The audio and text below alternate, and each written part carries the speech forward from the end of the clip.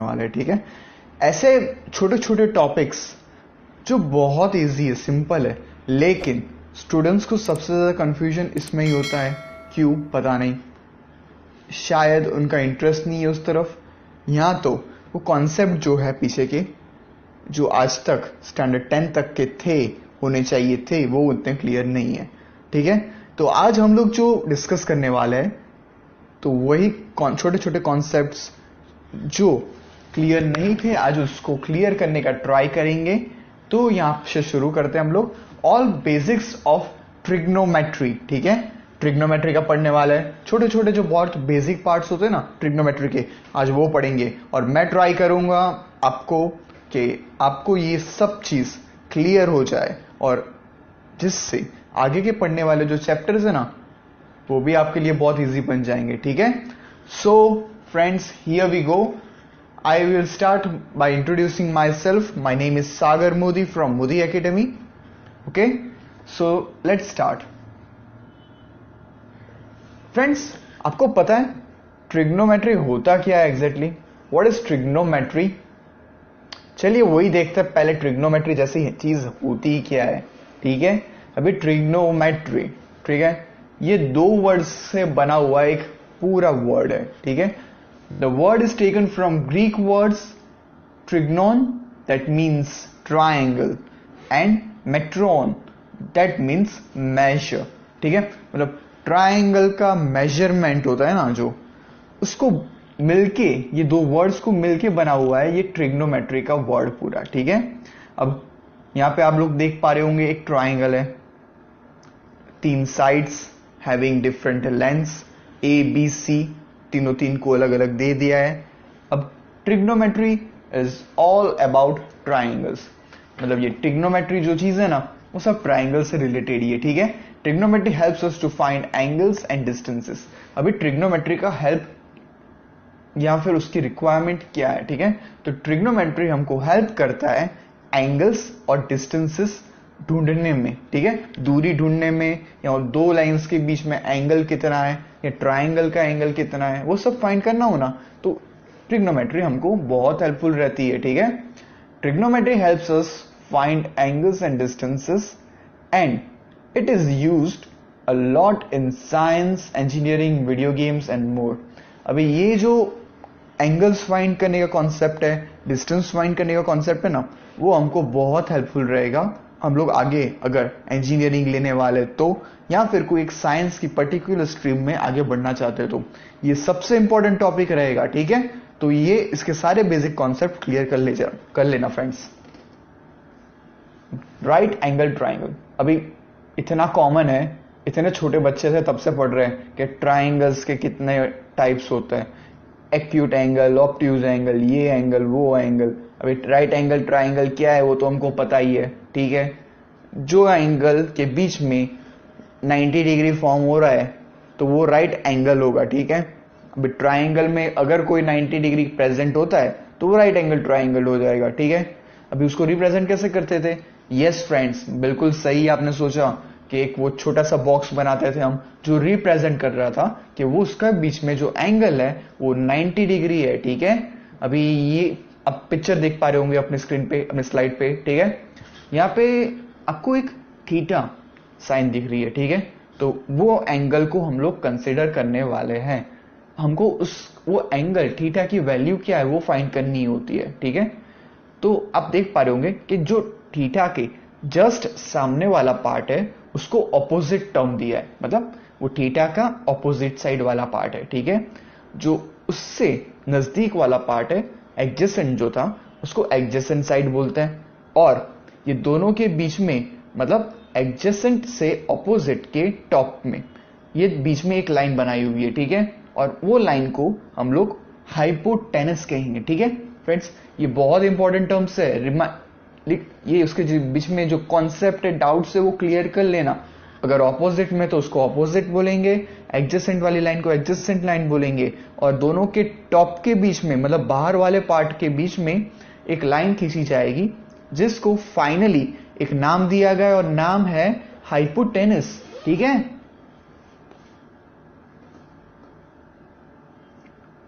Why a right angle triangle. अभी angle तो कोई भी यूज होता है, लेकिन हम लोग राइट एंगल ट्राइंगल ही क्यों ले रहे हैं? सोचा है फ्रेंड्स आपने कभी? कुछ आइडिया, कुछ भी आपको लगता है ऐसा हो सकता है? चलिए वो ही देख लेते हैं पहले अभी। Why the triangle is important, ठीक है। Imagine we can measure along and up but want to know the direct distances and angle. The trigonometry can find the missing angle and distance. ठीक है। अभी ट्रिग्नोमेट्री का मैं एक सबसे simple में वे में आपको समझाना चाहूँ तो इसका यूज सबसे ज्यादा क्रिकेट में होता है, ठीक है। ये एलबीडब्ल्यू में, ये बॉल इस डायरेक्शन में जाएगा, ये वो सब जो बेसिक कॉन्सेप्ट होते हैं ना, ऐसा प्रिडिक्शन करता है, उसमें बहुत यूजफुल होता है। दूसरा एक एग्जांपल है कि अगर एक इंसान या तो एक पोल है, ठीक है, उसके ऊपर सन रेज गिर रही है और वो पोल का शेडो ग्राउंड पे गिर रहा है, ठीक है। तो अगर हमारे पास कोई भी ऐसी चीज, अननोन चीज हो इसके अंदर कि पोल की हाइट क्या है या फिर वो जो सन उसके ऊपर गिर रहा है उस कौन से एंगल से गिर रहा है, तो वो सब अगर हमको फाइंड करना है तो हम लोग वो शेडो से फाइंड कर सकते हैं, एंगल से फाइंड कर सकते हैं, कुछ भी है, लेकिन हम लोग उसको फाइंड कर सकते हैं। इन तीनों चीजों में से कुछ भी हमको नहीं पता है तो हम लोग उससे फाइंड करने वाले हैं, ठीक है। जैसे कि यहाँ पे एक एग्जांपल देख पा रहे हो, हमारे पास जो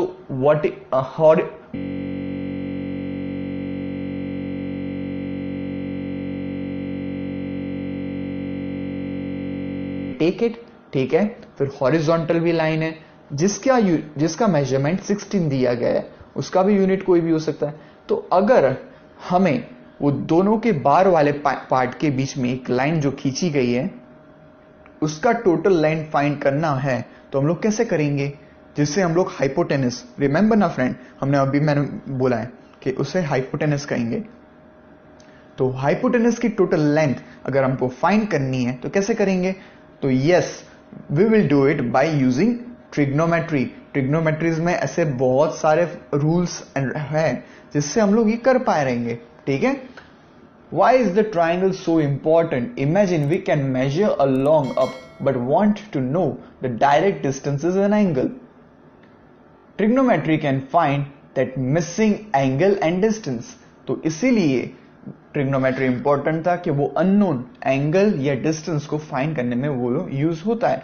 और ये वाला जो कॉन्सेप्ट है वो हम लोग कब अप्लाई कर पाएंगे? यस फ्रेंड्स, हम तभी उस चीज को अप्लाई कर पाएंगे जब ये एंगल, उन दोनों के बीच वाला एंगल, मतलब वर्टिकल एंड हॉरिजॉन्टल लाइन के बीच का एंगल 90 डिग्री होगा। इसीलिए राइट एंगल ट्राइंगल होगा तो ही हम लोग ये कॉन्सेप्ट यूज कर पाने वाले हैं, ठीक है। चलिए आगे बढ़ते हैं हम लोग। अब साइन, कोसाइन एंड टेंजेंट, सुना है कभी आपने ये वर्ड? साइन क्या होता है, कॉस क्या होता है, टेंजेंट क्या होता है? तो चलिए वो देखते हैं पहले। The main function of trigonometry are sine, cosine and tangent. They are simply one side of a right angle triangle divided by another for any angle theta. अभी चलिए हम लोग एक ट्राइंगल ले लिया, राइट एंगल ट्राइंगल दिख रहा है आपको फोटो में, क्लियरली दिख रहा है ना? तो उस पर कॉन्सेंट्रेट कीजिए। अभी यहाँ पे एक एंगल के मार्क किया है थीटा, ठीक है। अभी थीटा के सामने वाली साइड मैंने क्या कही थी आपको? यस, एग्जैक्टली ऑपोजिट साइड, ठीक है। और पास वाली जो एडजेसेंट साइड थे वो एडजेसेंट साइड, और उन दोनों के बीच के जो बाहर वाला पार्ट था उसके बीच में हम लोग जो लाइन बना रहे थे उसको हाइपोटेनस कह रहे थे, ठीक है ना। तो अभी अगर हमको साइन थीटा, मतलब वो जो अननोन एंगल है उसका साइन पार्ट निकालना है, साइन थीटा निकालना है, तो उसको कैसे निकालेंगे? तो फ्रेंड, एक सिंपल फॉर्मूला है कि साइन का मीनिंग होता है ऑपोजिट अपॉन हाइपोटेनस, ठीक है। ऑपोजिट का जो लेंथ था उसको डिवाइड करेंगे हाइपोटेनस के लेंथ से, तो ये जो आंसर आएगा वो साइन थीटा की वैल्यू होगी। अगर कॉस थीटा करना है तो क्या करेंगे? Yes friends, adjacent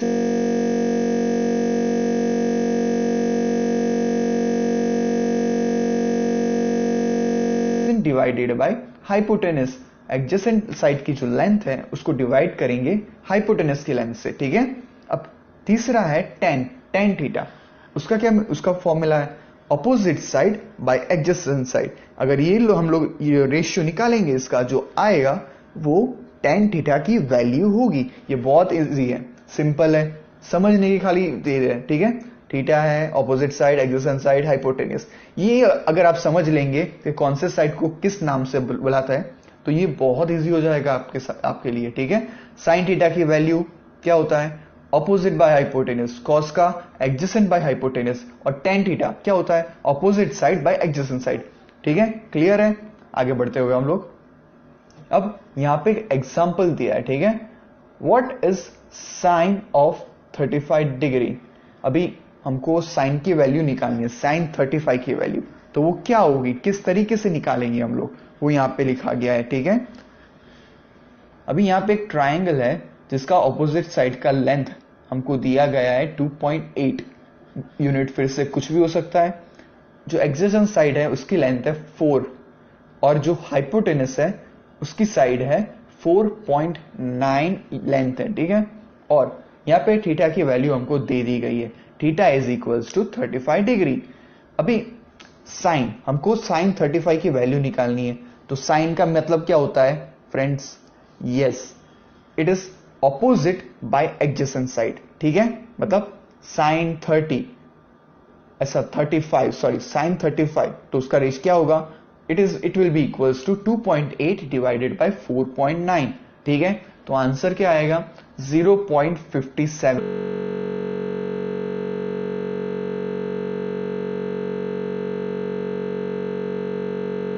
could be larger, smaller or turned around, but that angle will be always have a ratio calculations, have sin, cos, tan to help us. So let's see how to use them. तो अभी ये हमको पता है कि हमका sign की value मिलेगी, कॉस की वैल्यू मिलेगी, टेन की वैल्यू मिलेगी, ये सब हम फाइंड कर सकते हैं, लेकिन इसको किस मायने में उसका इस्तेमाल करना है जो जिससे हम लोग अननोन वैल्यूज फाइंड कर सके, या तो हम लोग इसका जो हेल्प है वो ले पाए। तो देखते हैं कि उसको कैसे हम लोग यूटिलाइज करने वाले ये सब वैल्यूज को, ठीक है। अब यहाँ पे एग्जाम्पल दिया हुआ है फ्रेंड्स। अब how tall is the tree. अगर हमारे पास एक पेड़ है, ठीक है, पेड़ देख रहे हैं हम लोग, कितना उसकी हाइट क्या होगी, ऐसा कभी सोचा है? अगर हमको ऐसा कुछ फाइंड करना है ना, तो हम लोग कैसे करेंगे, तो देखते हैं। We can't reach the top of the tree, so we walk away and measure an angle using protective and distance using a laser.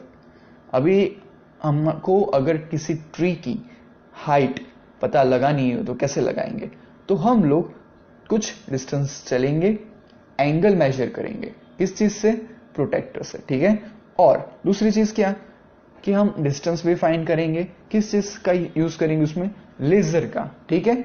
We know the hypotenuse and we want to know the opposite side, ठीक है। Sine is the ratio of opposite by hypotenuse, जैसे कि हमको पता है। अब sign 45, क्योंकि हमने एंगल जो सेट किया है वो 45 डिग्री की सेट किया था, तो साइन 45 की वैल्यू क्या है, that is equals to opposite by hypotenuse, ठीक है। तो get a calculator, type in 45, then the sine की। अभी यहाँ पे एक साइंटिफिक कैलकुलेटर यूज करने को बोला गया है कि साइन 45 की वैल्यू हमको फाइंड करनी है। तो साइन 45 की वैल्यू आएगी, वो है 0.7071, ठीक है। साइन 45 0.7071, ठीक है। अभी आगे बढ़ते हुए, what does the 0.7071 mean? It is the ratio of side lengths, so the opposite side is about 0.7071 times as long as hypotenuse, ठीक है। मतलब जो ऑपोजिट साइड की जो लेंथ है ना, वो 0.7071 टाइम्स ज्यादा होगी लंबाई में हाइपोटेनस से। ये बात हमको पता चल रही है साइन 45 की वैल्यू से, ठीक है। We can now put 0.7071 in the place of sin 45. तो क्या हो जाएगा, 0.7071 is equals to opposite upon hypotenuse, and we also know the hypotenuse is 20. 20 उसकी लेंथ है हाइपोटेनस की, वो भी हमको पता है अब।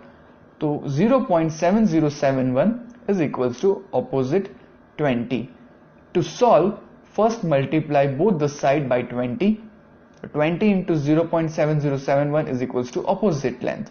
Finally, अगर opposite जो लेंथ थी, जो साइड है उसकी लेंथ हमको फाइंड करनी है, तो क्या आएगा उसका answer? opposite is equals to 14.14 metres. ठीक है, ये फाइनल आंसर है। ऑपोजिट साइड का जो लेंथ, मतलब पेड़ की जो लेंथ आई ना, हाइट बोल सकते हैं आप, तो उसका वो कितना है? 14.14 मीटर्स है। ठीक है, ये फाइंड किया हमने। क्या यूज किया है?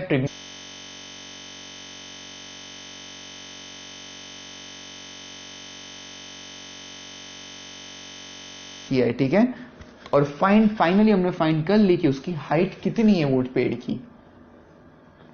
अब start with sin 45 is equals to opposite by hypotenuse. We know 7071 is equals to opposite by 20. Example, how tall is the tree? Opposite is equals to 0.7071. Multiply both the sides by 20. Opposite is equals to 0.7071 into 20. अब friends आगे देखते हुए, try sine cos and ten. अभी sine cos and ten, ये इसकी एक different values है, एक डिफरेंट एंगल्स पे। ठीक है, सबके वैल्यूज अलग अलग होने वाली है। तो यहाँ पे एक टेबल दिया हुआ है जिसमें साइन की वैल्यू क्या होगी एक पर्टिकुलर एंगल पे, कॉस की वैल्यू क्या होगी एक पर्टिकुलर एंगल पे, और टेन की भी क्या वैल्यू होगी एक एंगल पे। तो यहाँ पे हम लोग है ना पूरे चैप्टर्स में मेन डिग्रीज यूज करने वाला है, वो ज्यादा यूज होती है इसीलिए। तो एक एंगल होगा 0 डिग्री पे, 30, 45, 60 एंड 90। ये डिफरेंट वैल्यूज होती है, ये ज्यादातर यूज होती है, इसीलिए ये इसका एक टेबल फॉर्म हुआ है। तो अभी साइन थीटा 0 डिग्री पे क्या होगा साइन की वैल्यू? तो वो 0 ही रहने वाली है। अगर साइन 30 हो जाए तो उसकी वैल्यू 1/2 मतलब 0.5। साइन 45 पे कितना होगा? 1/√2। साइन की वैल्यू 60 डिग्री पे √3/2, और साइन 90 फाइनली 1। ये वैल्यूज है। ठीक है, डिफरेंट एंगल्स पे साइन की। दूसरी बात करते हैं अभी कॉस की। कॉस में 0 डिग्री पे कॉस 1 होता है। फिर 30 डिग्री पे कॉस की वैल्यू कॉस 30 मतलब हो गया √3/2। फिर कॉस की वैल्यू 45 डिग्री पे 1/√2, कॉस की वैल्यू 60 डिग्री पे 1/2, और कॉस की वैल्यू 90 डिग्री पे 0 डिग्री हो जाएगा। ठीक है, और अभी टेन 0 का वैल्यू होता है 0। अभी 10 का वैल्यू एट 30 डिग्रीज क्या होगा फ्रेंड्स? It will B 1/√3। अब 10 की वैल्यू एट 45 डिग्रीज क्या होगा? वो हो जाएगा 1। अब 10 की वैल्यू एट 60 डिग्री √3, और 10 की वैल्यू 90 डिग्रीज पे कितना होगा? उसकी वैल्यू डिफाइंड नहीं है। ठीक है, अभी 10 हमको पता है कि 10 की वैल्यू क्या होती है? It will be equals to sine by cos. ठीक है, तो अगर आप लोग पहले में देख लीजिए 0 में 10 की वैल्यू 0 में हमको फाइंड करनी है, तो साइन बाई कॉस है। ठीक है, तो 0/1 हो, यहाँ पे साइन 0 डिग्री के लिए बात कर रहे हैं हम लोग। ठीक है, तो 0/1 क्या होता है इसका आंसर? 0। तो इसीलिए 10 0 0। ठीक है, अब 10 की वैल्यू 30 डिग्रीज पे। ठीक है, तो अभी यहां पे हम लोग कैसे फाइंड कर पाएंगे उसकी? साइन डिवाइडेड बाय कॉस, तो 1/2 डिवाइडेड बाय √3/2, तो उसका वैल्यू क्या फाइनली आने वाला है? 1/√3। तो ऐसे कर करके हम लोग फाइंड कर पाएंगे 10 की वैल्यूज डिफरेंट एंगल्स पे। ठीक है, सिंपल है, दूसरा कुछ नहीं है इसके अंदर। अब यहां पे एक बहुत इंपॉर्टेंट टर्म है, यहां यूज किया कॉन्सेप्ट है, हमको ये आना ही चाहिए, ये हमको बहुत हेल्पफुल रहेगा। उसका नाम है यूनिट सर्कल। अभी सर्कल तो हमको पता है कि it is an collection of all points that is situated at an unique distance from a reference. Circle क्या होता है? एक रेफरेंस से डिफरेंट सारे दूसरे पॉइंट्स का कलेक्शन जो सब एक ही दूरी पे है, सिचुएटेड एक सिंपल रेफरेंस से, तो वो सर्कल फॉर्म करता है। अगर वो जो दूरी, जो लेंथ है ना, उसको 1 ले लेना हम लोग, तो वो जो फॉर्म करेगा वो एक यूनिट सर्कल कहलाता है। Unit circle is a circle with a radius of 1 with its centre at 0। अभी जो सबसे बीच वाला पार्ट है ना, जो रेफरेंस हमने लिया है, उसको वैल्यू हम लोग 0 दे देंगे। अभी यहाँ पे 1 कुछ भी हो सकता है, सेंटीमीटर हो सकता है, मीटर हो सकता है, किलोमीटर हो सकता है, और ये पूरा फॉर्म करेंगे सर्कल, वो होगा unit circle. Because the radius is 1, we can directly measure sine, cosine and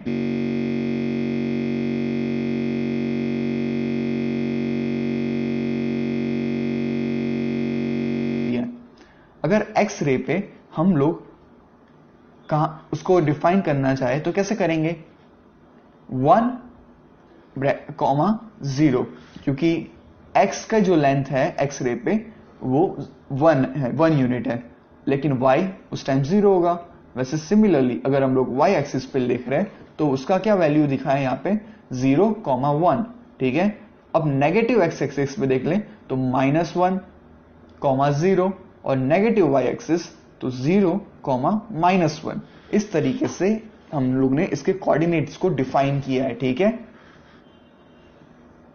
अब डिग्रीज एंड रेडियंस, हमको पता है कि हम लोग कभी कभी डिग्रीज यूज करते हैं और कभी कभी हम लोग ऐसा ही बोल देते हैं कि रेडियंस, इतना रेडियंस इसका है मेजरमेंट। ठीक है, एंगल का। तो अभी वो कब, उसका क्या मीनिंग होता है, क्या रिलेशनशिप है, इंटर रिलेशनशिप डिग्रीज और रेडियंस के बीच में, वो देखते हैं। अभी राइट एंगल है तो उसका डिग्री कितना हुआ? 90 डिग्री एग्जैक्टली फ्रेंड्स, वो 90 डिग्री कहलाता है। ठीक है, लेकिन अगर हमको वो राइट एंगल को रेडियंस में रिप्रेजेंट करना है तो हम लोग उसको π/2 कहेंगे। मतलब पाई की वैल्यू क्या हुई? 180, और 180 डिवाइडेड बाई 2 मतलब 90। इसलिए उसको रेडियंस में अगर रिप्रेजेंट करना है तो हम रिप्रेजेंट करेंगे π/2। अगर स्ट्रेट लाइन मतलब सीधी लाइन है तो दोनों लाइन के बीच में क्या होगा? एंगल 180। ठीक है, तो 180 मतलब रेडियंस में उसको डिफाइन करना है तो 180 की वैल्यू क्या हो गई? पाई। और अब तीसरा जो है वो है फुल रोटेशन। ठीक है, तो फुल रोटेशन हुआ, कंप्लीट सर्कल फॉर्म कर रहा है, जहां से शुरू हुआ वहीं वापस उड़ा रहा है। ठीक है, तो डिग्रीज, टोटल जो सर्कल का डिग्रीज होगा ना वो रेडियंस में रिप्रेजेंट करना है, तो हम कैसे करेंगे? It will be twice the 180 degree. ठीक है, मतलब 180 इंटू 2 करेंगे तो 360 होता है, और 180 को हम लोग रेडियंस में लिख सकते हैं पाई। तो 2 pi is equals to 360 degree. ठीक है, समझ आ गया? क्लियर है एकदम? ठीक है, both are used to measure an angle in sense, however radians are more natural as they are directly related to circles and angles subtended by the arcs of circle। अभी दोनों चीज सेम है, हम लोग किसी भी एंगल को radiance में भी रिप्रेजेंट कर सकते हैं या फिर डिग्रीज में भी रिप्रेजेंट कर सकते हैं, लेकिन अगर जब सर्कल की बात आ रही है ना तो हम लोग ज्यादातर रेडियंस यूज करेंगे किसी चीज को रिप्रेजेंट करने के लिए। ठीक है, as they are directly related to the circle and the angle subtended by arc of the circle, in that sense they have nothing to do with attributary discussions like deciding to use base 60 place value system. The naturalness comes up most obviously in calculus. None of the following statement is true if x is measured in degrees। अब एक repeating pattern, मतलब अभी एक circle को हम लोग एक graph के फॉर्म में रिप्रेजेंट करते हैं, मतलब साइन की वैल्यू, साइन का एग्जांपल ले ले। ठीक है, या फिर हम लोग कॉस का एग्जांपल ले सकते हैं। कॉस 90 क्या होता है? 0। ठीक है, साइन 90 क्या होता है? 1। अगर हम लोग ऐसी वैल्यूज को एक कोऑर्डिनेट सिस्टम में उसकी वैल्यूज अलग अलग पॉइंट पे डालें और ग्राफ के फॉर्म में अगर हम लोग कन्वर्ट करें तो एक रिपीटिंग पैटर्न होगी। वो पैटर्न रिपीट होने वाली है वो ग्राफ की कुछ टाइम, कुछ डिग्रीज के बाद, ठीक है। तो ऐसे रिपीटिंग पैटर्न बन रही है, आप देख पा रहे होंगे। ये जो वेव है ना उसको साइन वेव कहते हैं। ये जो डायग्राम्स बनाकर कुछ इंटरवल्स के बाद वो अपने आप ही वो जो शेप था वो रिपीट हो रहा है, ठीक है।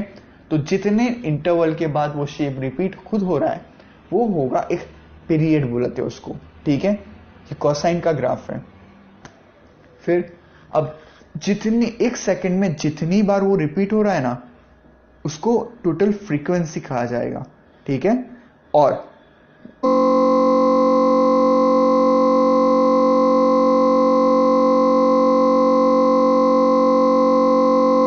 टोटल एम्पलीट्यूड कहेंगे, ठीक है।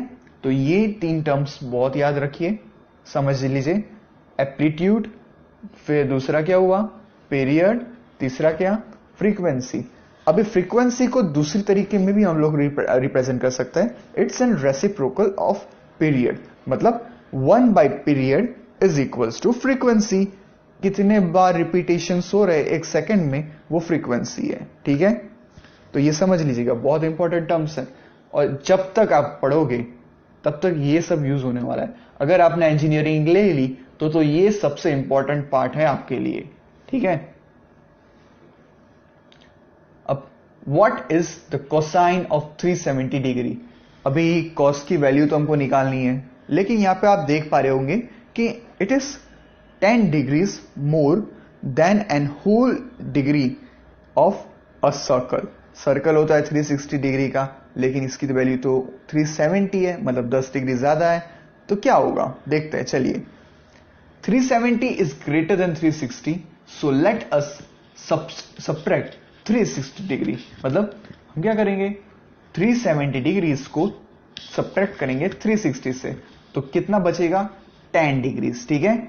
अभी cos 370 is equals to cos 10, मतलब जो cos 370 की वैल्यू है ना वो cos 10 की वैल्यू के बराबर ही होगी, समझ लीजिए इतना। तो ठीक है, तो अभी cos 10 की वैल्यू हम लोग निकाल रहे हैं, तो उसका आंसर जो आएगा 0.985।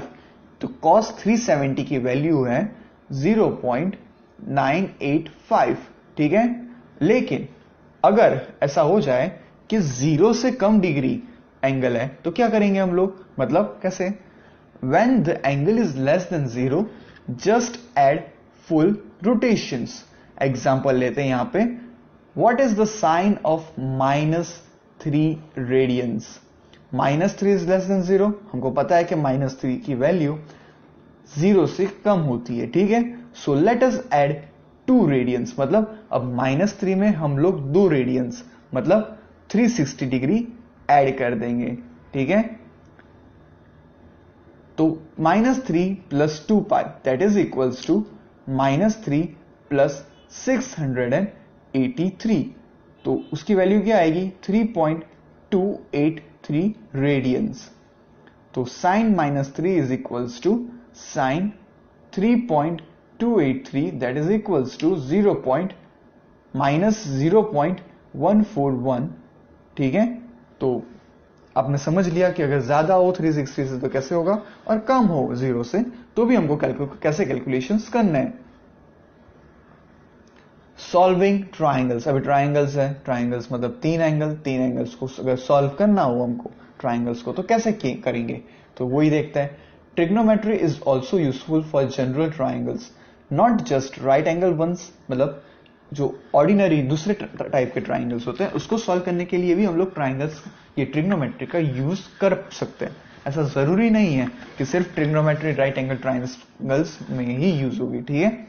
It helps us in solving triangles. Solving means finding missing sides and angles. अभी ये ट्राइंगल का सॉल्विंग उसका मतलब क्या होता है, जो मिसिंग साइड की लेंथ है ना उसको फाइंड करना, या तो कोई एक एंगल जो अननोन है हमको उसको बीच में जो एंगल फाइंड करना है, तो उसके लिए भी हम लोग ये कर सकते हैं, ठीक है, with the help of trigonometry. और ये पूरे प्रोसेस को कहेंगे solving triangles. Example, find a missing angle theta. When we know any three sides of the angles, we can find other three. अगर हमको तीन साइड पता है तो हम लोग एंगल्स उनके बीच के एंगल फाइंड कर सकते हैं. ठीक है. Angle theta can be found using angles of the triangle add to 180 degree. मतलब अभी so C is equals to, अभी C साइड है उस एंगल, उसको हमको फाइंड करना है. तो कैसे करेंगे? That is equals to 180 minus 76 minus 334 is equals to 70. अभी फ्रेंड्स हमको पता है कि जो टोटल एंगल होता है ट्राइंगल का वो क्या होता है? Yes exactly, it's 3 degree.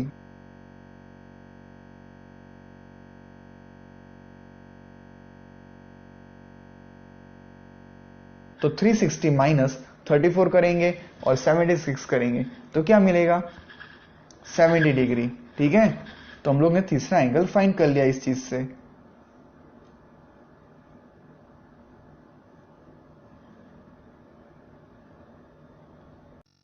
Solving triangles. ठीक है.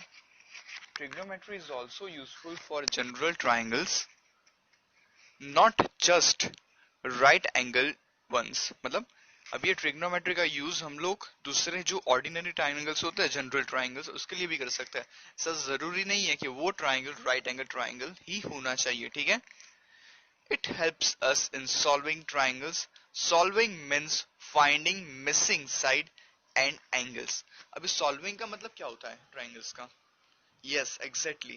जो missing side है उसकी length find करना, या तो बीच का जो angle है जिसकी वैल्यू नहीं बताई गई है वो फाइंड करना. ठीक है. तो इसके लिए भी हम लोग ट्रिग्नोमेट्री यूज कर सकते हैं. अब एक एग्जांपल दिया है यहाँ पे, find the missing angle C. अभी आप हमको एक वैल्यू ऑफ C वो फाइंड करना है जो एक एंगल है. ठीक है. तो उसके लिए हम लोग क्या करेंगे? When we know any three of the side or angles, we can find the other three. ठीक है. तीन हमारे पास होने चाहिए तो हम बाकी के तीन अननोन वैल्यूज भी फाइंड कर सकते हैं. अब angle C can be found using angles of triangle add to 180. ठीक है. अभी हमको पता है कि जो टोटल ट्राइंगल होता है उसके जो एंगल्स का सम होता है वो 180 डिग्रीज होता है. ठीक है. तो यहाँ पे हम लोग देख पा रहे हैं कि दो एंगल्स दिए हुए हैं, that is 76 degree and 34 degree, और टोटल होता है 180. तो अगर हमको एंगल C फाइंड करना है तो हम लोग 180 से 76 और 34 को सब्ट्रैक्ट करेंगे. ठीक है. तो 180 minus 76 minus 34 will give us 70 degree. मतलब जो थर्ड एंगल जो अननोन एंगल था C, उसका वैल्यू है 70 degree. Other functions cot, sec and cosec. अभी इतने तो हम लोग साइन कॉस वाले तो पढ़ लिए. विद बाकी के तीन जो फंक्शंस होते हैं कॉट, सेक और कॉसेक, वो क्या होता है वो देख लेते हैं. ठीक है.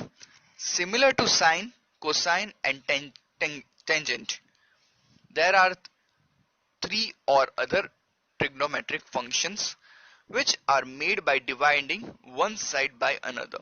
और तीन functions हैं जो बनाए गए कि उसमें भी डिवीजन किया गया है साइड्स का. तो cosec देख लेते हैं पहले. cosec is equals to hypotenuse by opposite, sec is equals to hypotenuse by adjacent side, and cot is equals to adjacent by opposite. ठीक है. ये आप देख पा रहे होंगे एक फिगर में ऑपोजिट साइड कौन सी है, हाइपोटेनस कौन सा और एडजेसेंट साइड कौन सा है. और हम लोग ने ऐसे अभी बहुत बार ये चैप्टर में ऑलरेडी डिस्कस कर चुके हैं कि ये कौन कौन सी साइड किसको कहलाएंगे. ठीक है. जो एंगल हमको फाइंड करना है, रिप्रेजेंट करना है थीटा से, उसके जो सामने वाली साइड होती है वो ऑपोजिट साइड होती है. जो एडजेसेंट होता है उसको एडजेसेंट साइड बोलते हैं. और उन दोनों के जो बाहर का साइड है उसको जोड़ती हुई एक लाइन होती है, उसको हम हाइपोटेनस बोलते हैं. ठीक है. तो कॉसेक मतलब क्या? cosec is equals to ratio of hypotenuse by opposite side. फिर sec is equals to ratio of hypotenuse by adjacent side, and cot is equals to adjacent by opposite side. ठीक है. अब सबसे इंपॉर्टेंट मैथ्स में मैं जहां तक जानते हैं ये बहुत यूजफुल है थियरम में, एक पाइथागोरस थ्योरम जिसे कहते हैं। हम लोग सबसे इंपॉर्टेंट यही आने वाला है। हम लोग को बहुत ध्यान से इसको सीखना है क्योंकि ये यूजफुल होने वाला है, ठीक है, बहुत यूजफुल होने वाला है इनफैक्ट। तो यहाँ पे एक ट्राइंगल देख पा रहे हो आप, जिसकी साइड्स ए बी और सी से रिप्रेजेंट की गई है, जो उसकी लेंथ है तीनों साइड्स की, ठीक है। तो अभी देखते हैं पाइथागोरस थ्योरम क्या स्टेट करता है। Pythagorean theorem states that a right angled triangle, the square of two of hypotenuse side is equals to the sum of squares of other two sides। ठीक है, अभी ये क्या रिप्रेजेंट कर रहा है, ठीक है, सीधे सीधे एक इजी लैंग्वेज में आपको समझा दे रहा हूं कि एक राइट एंगल ट्राइंगल है, ठीक है। तो अभी इसमें ये कहा गया है कि sum of two opposite sides of hypotenuse, मतलब ए स्क्वायर और बी स्क्वायर स्क्वायर है, ठीक है, उन दोनों का sum will be equals to the total length उसका स्क्वायर के बराबर होगा। That is A square plus B square is equals to C square. ये सिंपल एक लैंग्वेज में बता दे रहा हूं, ये होता है प्रूफ, ठीक है। तो देखिए नीचे लास्ट में लिखा है मैंने, hypotenuse square is equals to perpendicular square plus base square, C square is equals to A square plus B square. ये वाला जो इतना छोटा सा पार्ट है, C square is equals to A square plus B square, उसको ही Pythagoras theorem कहते हैं। लेकिन ये डायग्राम आप लर्न कर दीजिएगा क्योंकि आपको ए बी सी कुछ पता ही नहीं रहेगा फिर, ठीक है। तो इसको ध्यान से याद कर लीजिएगा, ठीक है। अब एक एग्जाम्पल देखते हैं हम लोग पाइथागोरस थ्योरम का। ये पाइथागोरस थ्योरम तो हम लोग में पता चल गया, एक डेफिनेशन एक थियरिटिकल फॉर्म में हमको पता है कि क्या है। अब तो अभी उसका एक एग्जाम्पल छोटा सा ले लेते हैं, जिससे हमारे जो बाकी के जो डाउट्स अनक्लियर थे अब क्लियर हो जाएंगे, ठीक है।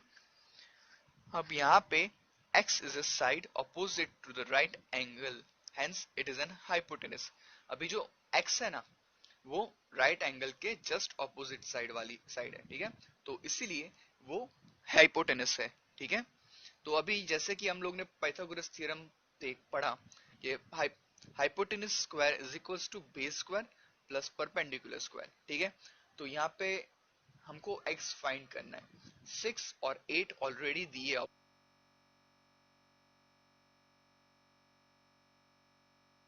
Is equals to x square, और ये एक्स स्क्वायर की वैल्यू होगा वो टोटल लेंथ हो जाएगी हाइपोटेनस की, ठीक है।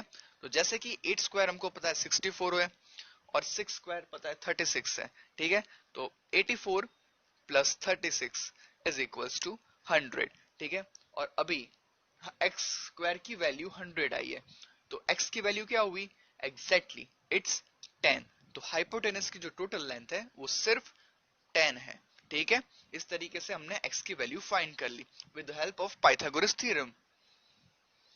Friends, this whole presentation was by Modi Academy. Friends, if you have any doubts or any suggestions you want to give to us, you can surely comment in the comment section. And friends, we are further going to upload many such more videos related to 10th standard maths, 11th standard maths and 12th standard maths too. So you can subscribe our channel and also press the bell icon, so whenever we upload a video you will get a direct notification about it. Okay, so thank you friends.